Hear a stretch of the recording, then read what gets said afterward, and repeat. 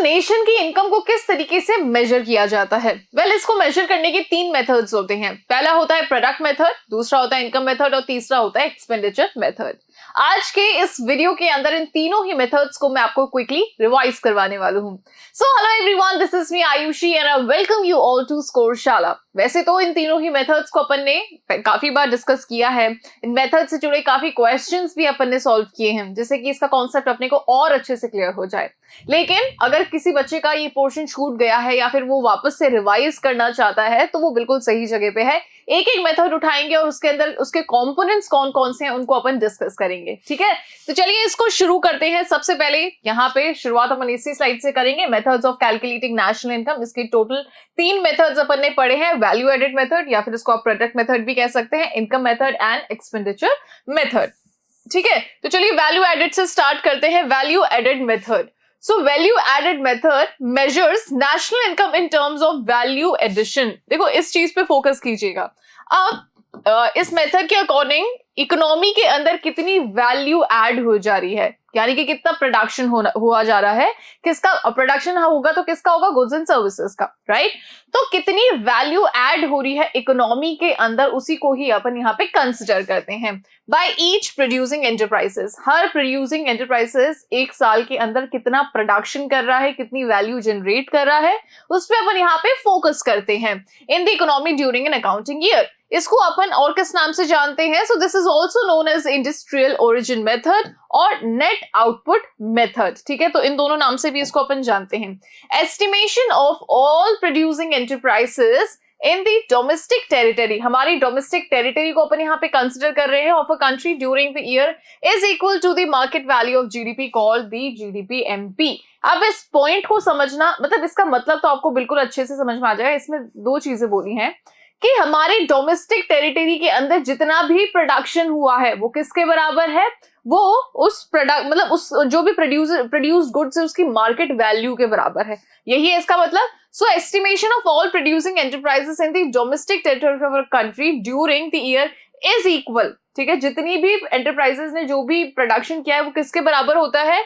To the market value of GDP, जो भी produce हुआ है। ठीक है, जो भी प्रोडक्शन हुआ है जब अपन उस सबको कैलकुलेट कर लेंगे तो वो निकल के क्या आ जाएगा हमारे पास में? मार्केट वैल्यू निकल के आ जाएगी किसकी? जीडीपी की। और जीडीपी क्या होता है? Gross domestic product. ओके, सो कुल मिलाकर के हमने यहाँ पे क्या किया, हमारी इकोनॉमी के अंदर जितने भी एक साल के अंदर गुड्स एंड सर्विसेज प्रोड्यूस हुए हैं, ठीक है, एक अकाउंटिंग ईयर के अंदर, उन सबको हमने क्या किया, उन सब की वैल्यू को हमने कैलकुलेट किया है। वैल्यू एडिशन जो है उसको अपन ने कैलकुलेट किया और वो किसके बराबर है? हमारा जीडीपी एट एमपी, यानी कि डोमेस्टिक टेरिटरी को अपन फोकस करें तो इसलिए ग्रॉस डोमेस्टिक प्रोडक्ट को अपन इसके कंसिडर करते हैं। It is adjusted to find out NNPFC और नेशनल इनकम। अब जब हमारे पास में डोमेस्टिक प्रोडक्ट निकल के आ जाता है तो फिर हम इसको एडजस्ट करके हम नेशनल इनकम निकालते हैं। ठीक है, जीडीपी एट एमपी निकल के आ जाता है तो इसको अपन कन्वर्ट करके नेशनल इनकम निकालते हैं। हमने पहले डोमेस्टिक टेरिटरी में जितना भी प्रोडक्शन हुआ है उसको देख लेते हैं, हम उसको कैलकुलेट करते हैं, फिर उसके बेसिस पे अपन नेशनल इनकम कैलकुलेट करते हैं। तो जैसे ग्रॉस से नेट की तरफ जाना होता है तो डेप्रिसिएशन को माइनस कर देते हैं, और डोमेस्टिक से नेशनल की तरफ जाना होता है तो एनएफआईए प्लस हो जाता है। मार्केट प्राइस से फैक्टर कॉस्ट की तरफ जाना होता है तो क्या करते हैं बच्चों? जो आपके इनडायरेक्ट टैक्सेस होते हैं उसको अपन माइनस कर देते हैं। तो ये पूरा प्रोसीजर होता है, करेक्ट। तो यहाँ पे वैल्यू एडेड मेथड जो होता है, चलिए सो अब अपन बात करते हैं वैल्यू एडेड की। So overall value added method क्या है इसके बारे में अपन ने समझ लिया है, राइट। अब वैल्यू एडेड क्या मतलब होता है इसको अपन जरा समझते हैं। तो देखो 2 चीजें होती है, एक होता है वैल्यू ऑफ आउटपुट, ठीक है, और होता है intermediate cost. Value of output का क्या मतलब होता है? सपोज करो कि ये जो मार्कर है ये मार्केट के अंदर ये सेल हो रहा है ₹20 का, तो वही इसकी क्या है? यही इसकी इस आउटपुट की वैल्यू है विच इज ₹20। ठीक है, अब वैल्यू एडेड के अंदर क्या होता है? So it is the difference between value of output, मतलब जो इसकी ओरिजिनल प्राइस है, और फिर enterprise and the value of its intermediate consumption. अब इसमें जिन भी गुड्स का यूज हुआ है इस मार्कर को बनने के अंदर, ठीक है, तो उन गुड्स की प्राइस को जब हम माइनस कर देते हैं तो इसका जो ओरिजिनल वैल्यू एडिशन है वो निकल के आ जाता है।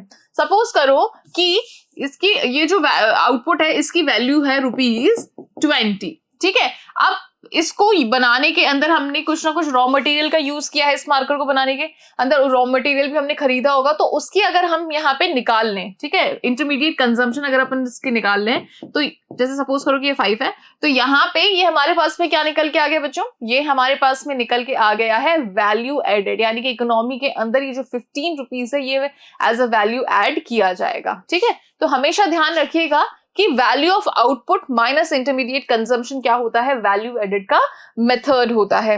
अब इसके अंदर भी बहुत सारी चीजें होती है, जैसे वैल्यू ऑफ आउटपुट अगर अपन उठाएं तो वैल्यू ऑफ आउटपुट के अंदर क्या क्या चीजें आती हैं, sales, if entire output of the year is sold during the, तो सेल्स आ जाती है। वैल्यू ऑफ आउटपुट में सबसे पहली चीज क्या आ जाती है बच्चों, सेल्स आ जाती है। If some output remains unsold, अगर कोई आउटपुट रह जाता है जिसको बेचा नहीं है, it is added to the firm's inventory stock, तो वो फर्म के कौन से स्टॉक में ऐड हो जाता है, उसके इन्वेंट्री स्टॉक के अंदर वो ऐड हो जाता है।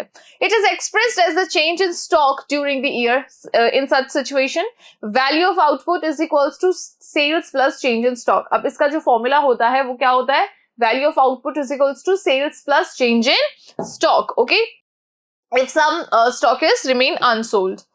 क्लियर। अब अपन बात करते हैं इंटरमीडिएट कंजम्पशन की। So it refers to the value of non factor inputs, all inputs other than the factor inputs.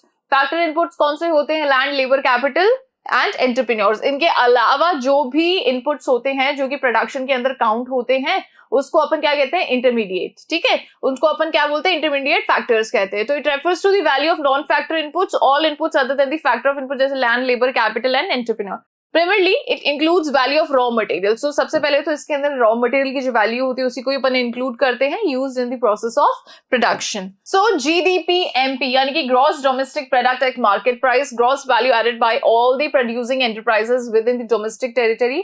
So जो भी ग्रॉस वैल्यू यानी कि टोटल वैल्यू होती है जो कि जितनी भी प्रोड्यूसिंग एंटरप्राइजेस है उन्होंने प्रोड्यूस किया है एक अकाउंटिंग ईयर के अंदर। So gross value added by all the producing enterprises within the domestic territory of a country during the period of 1 year is equals to market value. अब इसको अपन और किस तरीके से बोल सकते हैं, that market value of all the goods and services produced in an economy during a period of 1 year. So GDP MP की ये दोनों ही डेफिनेशन होती है। ठीक है, तो इस चीज को आपको ध्यान रखना है। अब यहाँ पे एक ओवरव्यू है, ठीक है, वैल्यू एडेड मेथड का। सो देखो, ग्रॉस वैल्यू एडेड, इसकी तो पहले यहाँ पे डेफिनेशन गिवन है आपको। Gross value added by all the producing enterprises, primary sector, ठीक है, मतलब primary sector, secondary sector and tertiary sector, तीनों ही सेक्टर्स की वैल्यू को अपन ने यहाँ पे ऐड कर दिया। इससे हमारे पास में क्या निकल के आ गया, जीडीपी एट एमपी हमारे पास में निकल के आ गया है। ठीक है, अब यहाँ पे इसको नेशनल इनकम में कन्वर्ट करने के लिए मैंने आपको बताया था कि जब ग्रॉस से नेट की तरफ जाते हैं तो डेप्रिसिएशन को अपन कर देते हैं माइनस, राइट। फिर उसके बाद में इनडायरेक्ट टैक्सेस भी यहाँ पे माइनस हो जाएंगे क्योंकि मार्केट प्राइस से हम फैक्टर कॉस्ट पे जा रहे हैं और डोमेस्टिक से नेशनल की तरफ जा रहे हैं, इसलिए यहाँ पे NFIA net factor income from abroad क्या हो जाएगा बच्चों, प्लस हो जाएगा। तो इसी तरीके से आप कहाँ पे पहुंच जाओगे, NNP@FC पे आप यहाँ पे पहुंच जाओगे। क्लियर।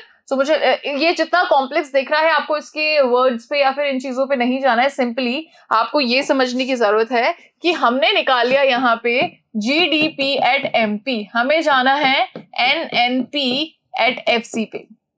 सो हमें पता है कि ग्रॉस से जब नेट की तरफ जाते हैं, जब टोटल से नेट की तरफ जाते हैं तो डेप्रिसिएशन को माइनस करते हैं। जब डोमेस्टिक से नेशनल की तरफ जाते हैं तो NFIA को हम क्या करते हैं बच्चों, प्लस करते हैं, और मार्केट प्राइस से जब फैक्टर कॉस्ट की तरफ जाते हैं तो NIT को हम यहाँ पे क्या करते हैं, माइनस करते हैं। सो ये कुछ ऐसे कॉन्सेप्ट्स हैं जिनको अपन ने बहुत ही बेसिक तरीके से समझा है, पढ़ा है। इनको अगर आपने ये कन्वर्जन अच्छे से समझ लिए ना तो नेशनल इनकम आपको बिल्कुल भी टफ नहीं लगेगा। ठीक है, तो आपको ये कन्वर्जन समझने की बहुत ज्यादा जरूरत है। साथ ही में जो भी फॉर्मुलेज होते हैं उन फॉर्मुलेज के जो कंपोनेंट्स हैं उन कंपोनेंट्स को भी समझना आप लोगों के लिए बहुत ज्यादा जरूरी है। ठीक है, तो वैल्यू एडेड मेथड इतना कोई टफ है नहीं, बस इसको सिंपली आप इस तरीके से समझिए कि एक अकाउंटिंग ईयर में हमारी डोमेस्टिक टेरिटरी में जितनी भी प्रोड्यूसिंग एंटरप्राइजेस ने वैल्यू जनरेट करी है, वैल्यू ऐड करी है, ठीक है, जो भी गुड्स एंड सर्विसेज यहाँ पे प्रोड्यूस हुए हैं डोमेस्टिक टेरिटरी के अंदर इकोनॉमी में, तो उसमें से हमें क्या करना है, उनके प्रोडक्शन के लिए जो भी इंटरमीडिएट कंजम्पशन हुआ या फिर जो भी रॉ मटेरियल यूज हुआ है उसकी वैल्यू को माइनस कर देना है, तो हमारे पास में वैल्यू एडिशन निकल के आ जाएगा।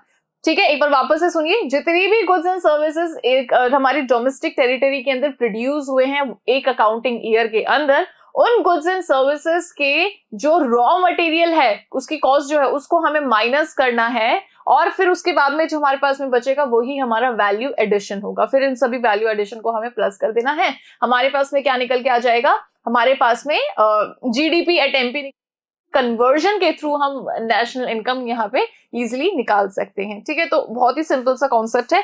आगे चलते हैं हमारे दूसरे मेथड की तरफ, विच इज इनकम मेथड। अब यहाँ पे देखो, हमें पता है कि प्रोडक्शन जब होता है इकोनॉमी के अंदर, तो प्रोडक्शन के 4 फैक्टर्स होते हैं जिनको अपन फैक्टर्स ऑफ प्रोडक्शन के नाम से भी जानते हैं, land, labour, capital and entrepreneurs. अब जब ये अपनी सर्विसेज देते हैं तो इनको बदले में क्या दिया जाता है, इनको बदले में रिवॉर्ड्स दिए जाते हैं। जैसे लैंड पे क्या दिया जाता है, रेंट, लेबर को क्या दिया जाता है, वेजेस, कैपिटल पे इंटरेस्ट एंड एंटरप्रेन्योर को प्रॉफिट। तो ये क्या है, ये इन सभी की इनकम है। अब हमारे इकोनॉमी में जितने भी गुड्स और सर्विसेज प्रोड्यूस होते हैं तो वो इन्हीं की मदद से होते हैं। कोई भी प्रोडक्शन, अगर आपने कभी सुना है कि किसी भी चीज का प्रोडक्शन हुआ हो और उसमें ये फैक्टर्स ऑफ प्रोडक्शन नहीं जरूरत पड़ी हो उनकी, तो ऐसा नहीं होता है। किसी ना किसी फैक्टर की तो डेफिनेटली जरूरत पड़ती है। भाई जमीन नहीं होगी तो आप कहीं पे भी अपना प्लांट क्रिएट कर ही नहीं पाओगे, है ना। लेबर नहीं होगी तो आपका काम नहीं बन पाएगा। आपको कैपिटल तो लगाना ही पड़ेगा, ठीक है, क्योंकि आप एंटरप्रेन्योर हो, आपने अपना बिजनेस स्टार्ट किया है तो आपकी तो जरूरत होगी। तो ऐसा कोई भी बिजनेस या फिर ऐसा कोई भी प्रोडक्शन नहीं होता है जहां पे इन चारों की जरूरत नहीं होती है। ठीक है, किसी एक की नहीं हो सकती है, लेकिन हाँ होती जरूर है, राइट। अब यहाँ पे जब ये चारों चीजें मिलती हैं, प्रोडक्शन होता है, रिवॉर्ड्स के तौर पे इनको इनकी इनकम दी जाती है, उसी को ही अपन क्या बोलते हैं, फैक्टर इनकम कहते हैं। अब इनकम मेथड के अंदर हमारे डोमेस्टिक टेरिटरी में जितनी भी फैक्टर इनकम जनरेट होती है उन सबको अपन कर देते हैं प्लस। ठीक है, अब कंपोनेंट्स क्या क्या है इसके, इसको जरा आप समझिएगा। सबसे पहले तो इसको अपन और किस नाम से जानते हैं, डिस्ट्रीब्यूटेड शेयर मेथड या फिर फैक्टर पेमेंट मेथड के नाम से भी इसे जानते हैं। फैक्टर पेमेंट क्या हो गई वो मैंने आपको समझा दिया है। According to this method, national income is estimated in terms of factor payment, compensation of employees, rent, interest and profit. ठीक है, तो ये इस तरीके से देखने को मिलता है। फैक्टर पेमेंट क्या हो गया, कंपनसेशन ऑफ एम्प्लॉयज जो कि लेबर को दिया जाता है, रेंट जो कि जमीन पे दिया जाता है, इंटरेस्ट कैपिटल पर, एंटरप्रेन्योर को क्या दिया जाता है, प्रॉफिट टू दी ओनर्स यानी कि house hold of factors of production, labour, land, capital, entrepreneurs during an accounting year. Sum total of factor income, अब जो जितनी भी फैक्टर इनकम जनरेट हुई है डोमेस्टिक टेरिटरी के अंदर कंट्री में बाय द रेजिडेंट और non resident, it is called domestic income. तो इसको अपन क्या बोलते हैं, सबसे पहले तो डोमेस्टिक इनकम बोलते हैं। ठीक है, हमारे डोमेस्टिक टेरिटरी में हमारे रेजिडेंट्स या फिर नॉन रेजिडेंट्स ने मिलकर के जो भी इनकम जनरेट करी है इसको अपन डोमेस्टिक इनकम के नाम से जानते हैं। फिर NFIA, net factor income from abroad, is added to domestic income to find national income. फिर उसके बाद में क्या होता है, सिर्फ और सिर्फ नेशनल इनकम में कन्वर्ट करने के लिए उसके अंदर NFIA को ऐड कर देते हैं। जैसे हमें पता है NNP एट FC क्या होता है, आपका नेशनल इनकम होता है। ये जो अपन यहाँ पे मेथड लगाते हैं, इनकम मेथड से हम कहाँ पहुंचते हैं बच्चों, NDP एट FC पे पहुंचते हैं। अब NDP एट FC हम यहाँ पे कैलकुलेट कर चुके हैं इनकम मेथड से, हमें कैलकुलेट करना है नेशनल इनकम। सिंपली हमें यहाँ पे डोमेस्टिक से नेशनल की तरफ जाने के लिए हमें क्या करना पड़ेगा, NFIA को यहाँ पे प्लस करना पड़ेगा। ठीक है, तो सिंपल है ये। अब यहाँ पे फैक्टर इनकम क्या होता है ये जरा समझ लीजिए। Factor income refers to the income earned by a person as a reward for rendering his factor services। Factor income क्या होता है, तो जब भी कोई फैक्टर ऑफ प्रोडक्शन अपनी सर्विसेज देता है तो एज अ रिवॉर्ड उनको इनकम दी जाती है। It must be noted that factor incomes are only earned income. अब फैक्टर इनकम जो होती है वो अर्नड इनकम होती है, ट्रांसफर इनकम नहीं होती है। Always remember this, earned income यानी कि यहाँ पे कोई ना कोई सर्विसेज दी है उसके बाद में इनकम मिल रही है। ट्रांसफर इनकम क्या होती है, वन साइडेड होती है, वहां पे किसी तरीके की सर्विसेज दी नहीं जाती है। क्लियर?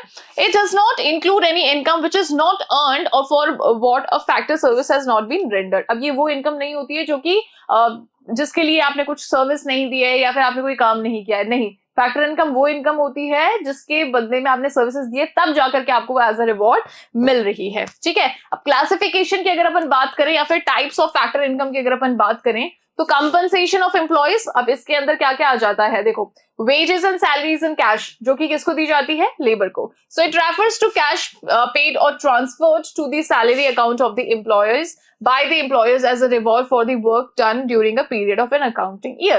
तो जो भी लेबर होती है या फिर जो भी एम्प्लॉयज होती है, जब वो एक अकाउंटिंग में जो भी काम करते हैं तो उनको जो कैश दिया जाता है या फिर सैलरी दी जाती है, उनके अकाउंट में जो ट्रांसफर कर दिया जाता है, this is what you call wages in salaries in cash. अब इस कंपनसेशन के अंदर वेजेस आ जाते हैं payment in kind. Payment in kind के अंदर जैसे सपोज करो कैश ना देकर के अगर उस एम्प्लॉय को घर दे दिया ना, रहने की सुविधा उसके लिए प्रोवाइड कर दी, तो that is what you call payment in kind. So it refers to benefits in kind like rent free accommodation given to the employees by the employers.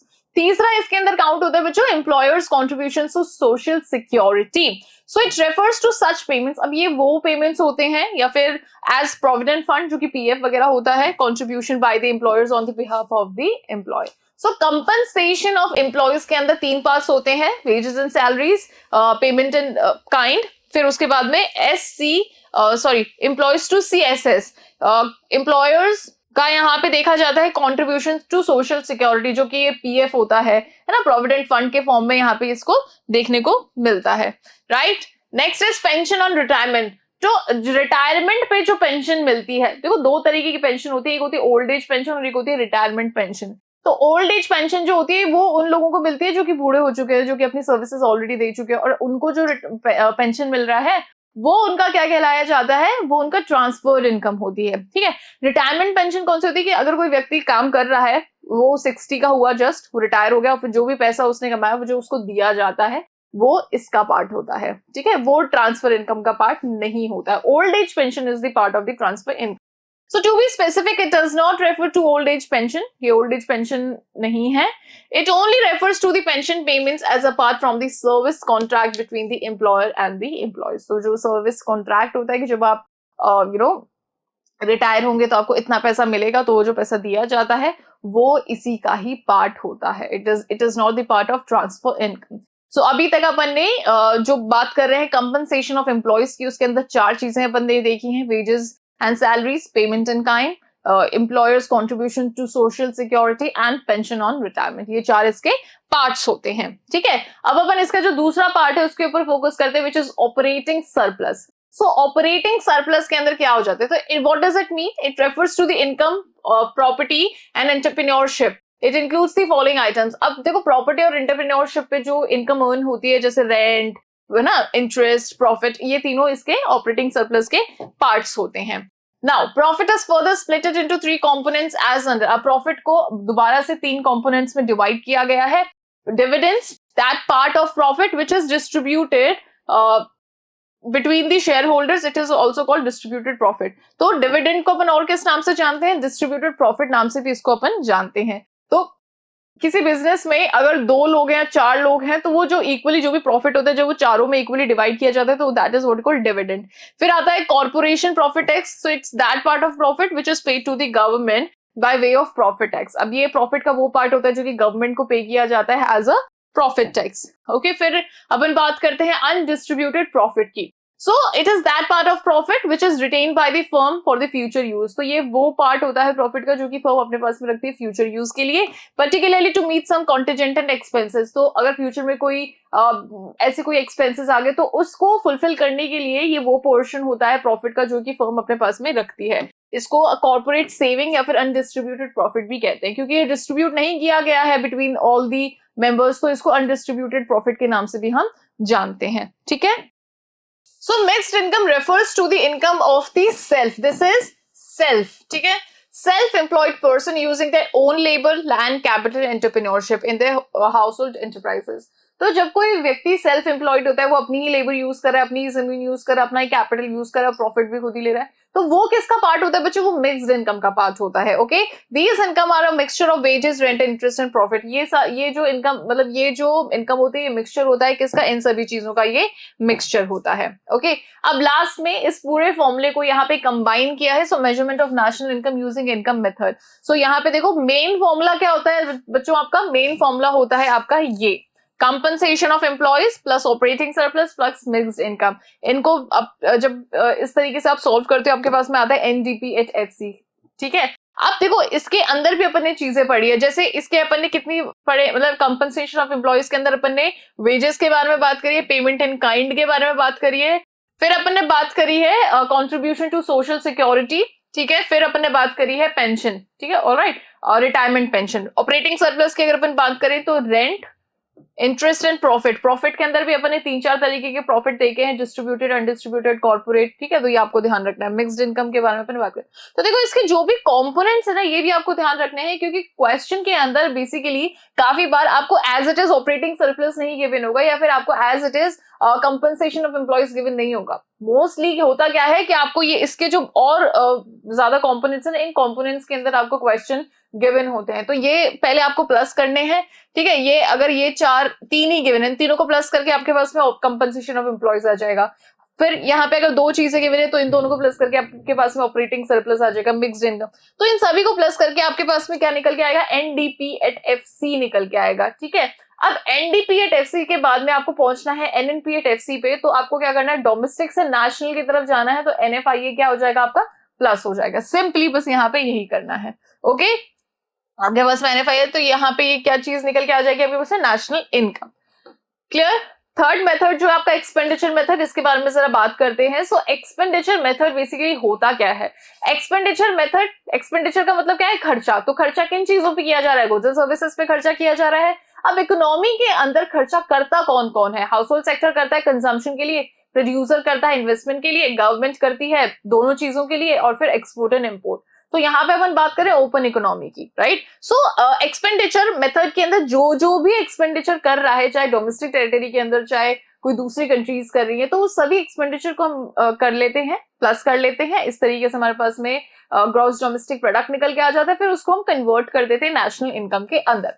So according to this method, national income is estimated in terms of expenditure on the purchase of final goods and services produced in the economy during an accounting year. So हमारे economy के अंदर जितने भी goods and services produce हुए हैं एक accounting year पे, उन गुड्स एंड सर्विसेज को खरीदने के लिए कितना खर्चा किया जा रहा है, उन सबको अपन उस खर्चे को अपन प्लस कर लेते हैं। So since final expenditure comprises C consumption, I investment, it is also called consumption and investment method.